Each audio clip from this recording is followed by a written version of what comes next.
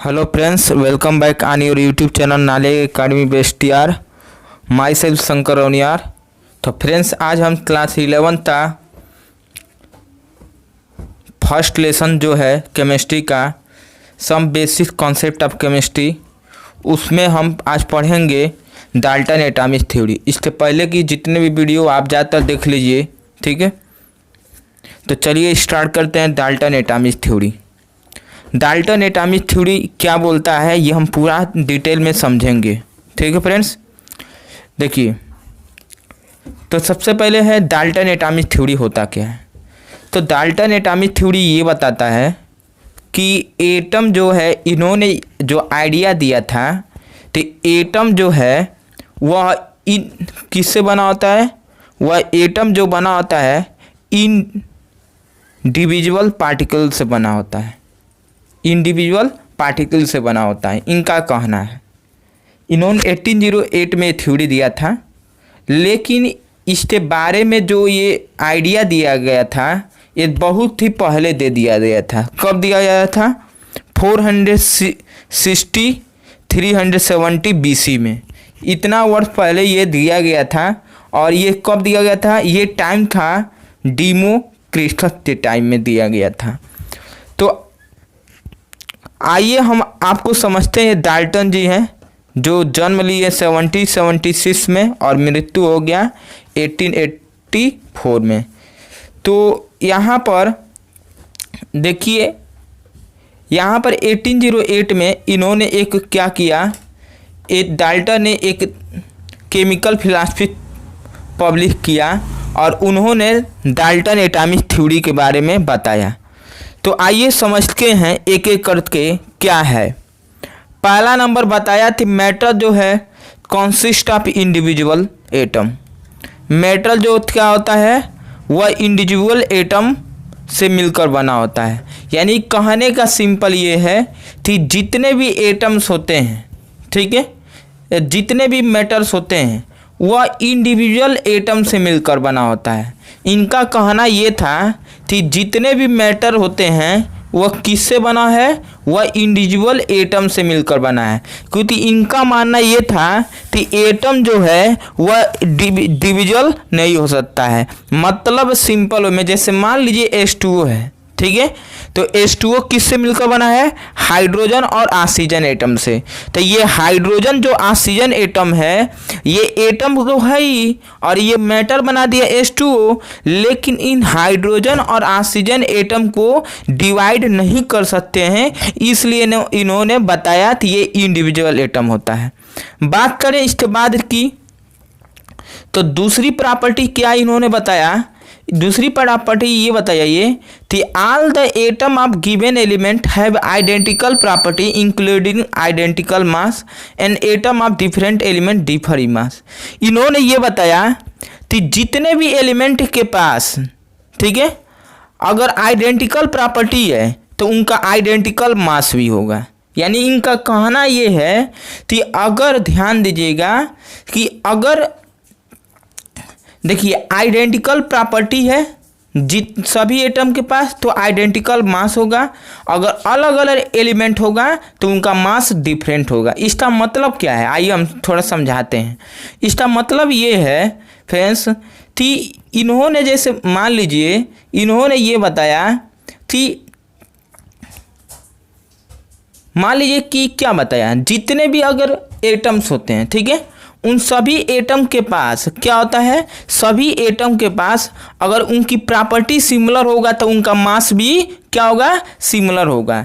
जैसे मान लीजिए ये S है, ठीक है, और ये क्या है, तो आपका Y है, ठीक है।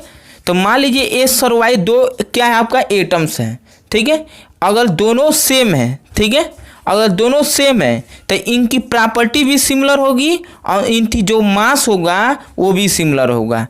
साथ ही साथ इन्होंने बताया, मान लीजिए A और B ये डिफरेंट एटम है, तो अगर इनकी प्रॉपर्टी भी डिफर होगी तो इन दोनों की मास भी क्या होगा, डिफर होगा।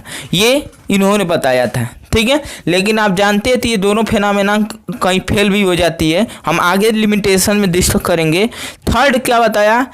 थर्ड ये बताया कि कंपाउंड जो है फॉर्म्ड होता है when atom of different element in a fish ratio. ये तो सही बात है।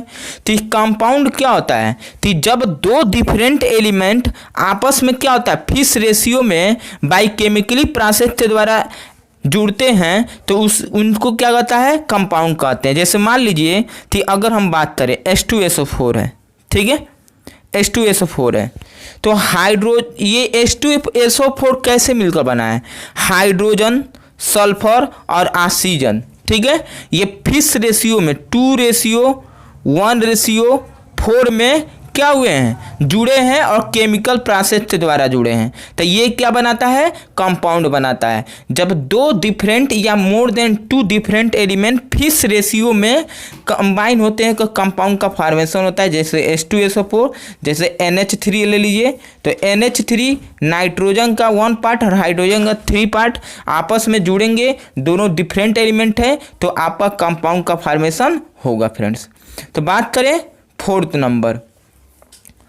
नंबर उनका क्या एजम्पशन था, फोर्थ नंबर एजम्पशन उनका ये था कि अगर केमिकल रिएक्शन है, ठीक है, केमिकल रिएक्शन इन्वॉल्व किया जाता है, ठीक है, reorganisation of atom, these are neither created not destroy in chemical reaction.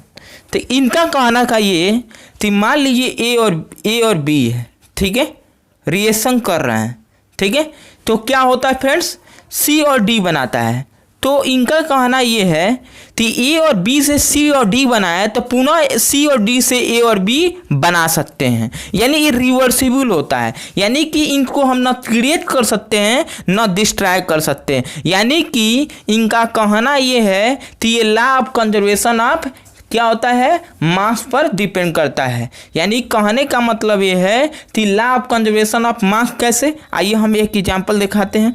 जैसे मान लीजिए कि ए और बी का मास सी और डी के मास के बराबर होगा, यानी केमिकल रिएक्शन पुनः प्राप्त किया जा सकता है। जैसे नाइट्रोजन है और हाइड्रोजन है, ठीक है, नाइट्रोजन और हाइड्रोजन है, तो यहाँ पर मान लीजिए मॉलिब्डेनम हो गया, ठीक है, तो मॉलिब्डेनम हो गया तो ये क्या हो गया, अमोनिया का फॉर्मेशन कर दिया, ठीक है। तो ये आपका अमोनिया का फॉर्मेशन हो गया, यहाँ पर 3 होगा, तो एक nitrogen atom 3 hydrogen atom combine होगा तो अमोनिया का फॉर्मेशन होगा और ये रिवर्स कर सकते हैं, ठीक है। तो ये आपका क्या है, ये आपका रिवर्सिबल है और ये ना तो क्या हुआ क्रिएट होता है ना तो डिस्ट्रॉय होता है, ठीक है। बात करें तो डाल्टन एटॉमिक थ्योरी किस पर रिएक्शन करता है, डाल्टन एटॉमिक थ्योरी जो है एक्सप्लेन नहीं करता, Dalton atomic theory explain the law of chemical combination. मतलब ये है कि डाल्टन एटॉमिक थ्योरी कैसे जुड़ता है, ठीक है, कैसे कोई भी केमिकल कॉम्बिनेशन होता है, डाल्टन ने एक्सप्लेन कर दिया था। जैसे हमने इससे पहले आपको पूरा डिटेल में बताया था, ठीक है, हमने बताया था कि लॉ ऑफ केमिकल कॉम्बिनेशन, इससे पहले वाले वीडियो में मैंने पढ़ा रखा है कि law of conservation by mass, ठीक है, और लॉ ऑफ अवोगाड्रो, मैंने लॉ ऑफ मल्टीपल प्रोपोर्शन, ये सभी मैंने पढ़ाया है कि नाइट्रोजन और हाइड्रोजन कैसे जुड़ते हैं, किस रेशियो में जुड़ते हैं, क्या कंडीशन है, ये हमने आपको पिछले लेक्चर में पढ़ा दिया है, ठीक है फ्रेंड। आइए समझते हैं लिमिटेशन के बारे में। देखिए लिमिटेशन के बारे में क्या बताया था, लिमिटेशन के बारे में बात करें तो लिमिटेशन के बारे में आप ध्यान देना कि पहला नंबर उन्होंने क्या बताया था कि सभी, ध्यान दो, जितने भी मेटल्स बने होते हैं वो किससे बने होते हैं, वह एटम से मिलकर बने होते हैं, राइट, ये तो बात सही है, तो एटम से मिलकर बना है हाइड्रोजन और ऑक्सीजन। लेकिन इनका फिनोमेना ये था, इनकी जो एक्सप्लेनेशन थी वो बता रहे थे कि ये जो एटम्स होते हैं ये क्या होते हैं, इंडिविजुअल होते हैं, जबकि हम जानते हैं कि नहीं, कोई भी एटम्स होता है वह एटम किससे बनता है। मान लीजिए हाइड्रोजन एटम है, वह हाइड्रोजन एटम इलेक्ट्रॉन, प्रोटॉन और न्यूट्रॉन यानी फंडामेंटल पार्टिकल से मिलकर बना होता है, और ये क्या होता है, ये सब एटॉमिक पार्टिकल। तो इसका मतलब ये हुआ कि हाइड्रोजन से भी छोटा कोई पार्टिकल्स है, इलेक्ट्रॉन, प्रोटॉन, न्यूट्रॉन। तो इस प्रकार हम कह सकते हैं कि हाइड्रोजन क्या है, नॉन डिविजिबल पार्टिकल ना कहकर इंडिविजुअल पार्टिकल कह सकते हैं, ठीक है। दूसरी बात, दूसरा एजम्पशन इन्होंने क्या बताया था कि all atom given element have identical property including identical mass. इन्होंने ये बताया था, मतलब कहने का यह है कि जो जो एलिमेंट अगर सेम होगा तो उनकी प्रॉपर्टी सिमिलर होगी, तो उनका मास भी क्या होगा, सिमिलर होगा। आइए देखते हैं। मान लीजिए क्लोरीन एटम है, क्लोरीन एटम है, ये क्लोरीन एटम तो सेम मास होता है, फिजिकल प्रॉपर्टी भी इनकी सेम होती है, केमिकल प्रॉपर्टी भी लगभग सिमिलर होती है। तो ये बताइए, इनका तो एटॉमिक मास 35 होता है, इनका तो एटॉमिक मास 37, तो ये तो यहाँ पर फेल हो गए। आइसोटोप्स को तो ये एक्सप्लेन तो कर नहीं पाए। आइसोटोप्स क्या होता है, जिनका एटॉमिक नंबर सेम है और मॉलिक्यूलर, जैसे हाइड्रोजन हो गया, ठीक है, ड्यूटेरियम हो गया और ट्रिटियम हो गया, तो ये भी एक्सप्लेन नहीं कर पाए। 1 1 1 और 2 1 2 3, ये भी गलत है। साथ ही साथ इन्होंने ये भी बताया कि डिफरेंट एलिमेंट होगा तो उनका मास डिफर होता है, ये भी गलत है। जैसे आप जानते हो आइसोबेरिक प्रोसेस में ऐसा क्या घटना होती है, आइसोबेरिक प्रोसेस में अगर हम बात करें तो आइसोबार में क्या होता है, जैसे मान लो कि अगर देखो यहाँ पर आप ले लो, क्या आप ले लो कार्बन, कार्बन, ठीक है। देखो इधर